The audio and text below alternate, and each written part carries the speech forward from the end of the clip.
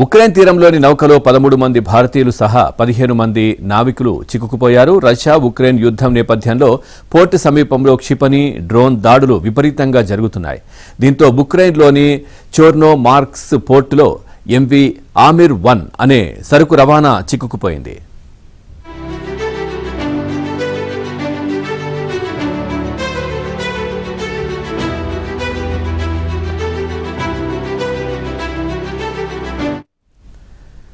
నౌకలోని నావికులంతా ఎప్పుడు ఏం జరుగుతుందోనన్న భయంతో ప్రాణాలు అరచేతిలో పెట్టుకుని సాయం కోసం ఎదురుచూస్తున్నారు. నౌకకు అతి సమీపంలోనే క్షిపణి దాడులు జరుగుతుండటంతో సిబ్బంది భయాందోళనకు లోనవుతున్నారు.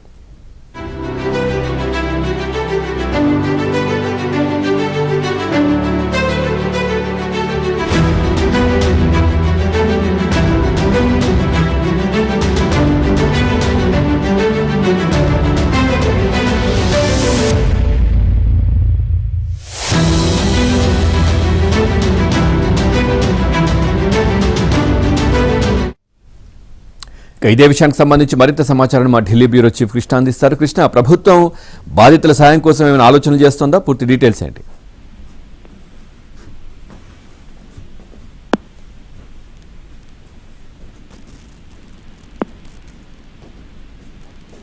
కృష్ణ,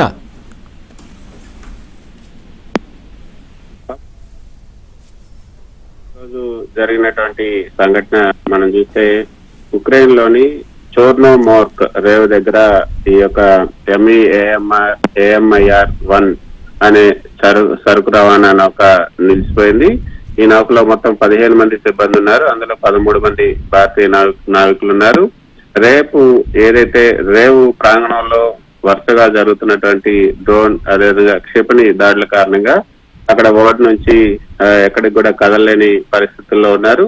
అయితే forward Siemens union of India FSUI నావికా సంఘం సోషల్ మీడియా వేదికగా స్పందిస్తూ ఓడపైన ఏ క్షణంలో దాడి జరిగే ముప్పుంది, భారత ప్రభుత్వం తక్షణమే జోక్యం చేసుకుని వాటిని సురక్షితంగా స్వదేశానికి తిరిగి తీసుకురావాలని విజ్ఞప్తి చేసింది.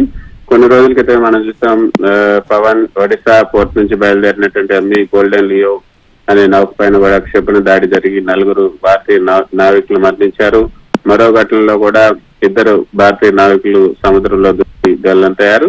ఈ నేపథ్యంలోనే ఇప్పుడు ఈ నావికా సంఘం forward Siemens union of India ఇచ్చినటువంటి ఏదైతే విజ్ఞప్తి ఉందో ఆ విజ్ఞప్తిని భారత ప్రభుత్వం రిసీవ్ చేసుకుంది. వెంటనే ఇరాన్ ప్రభుత్వంతో అదేవిధంగా US సంబంధించినటువంటి ఎంబసీ అధికారులతో కూడా టచ్ లో ఉన్నారు. ఈ సముద్రానికి ఈ యొక్క ఓడను సురక్షితంగా దాటించేలాగా చూడాలని కూడా భారత ప్రభుత్వం అన్ని దౌత్యపరమైనటువంటి ప్రయత్నాలు అయితే ప్రారంభించింది.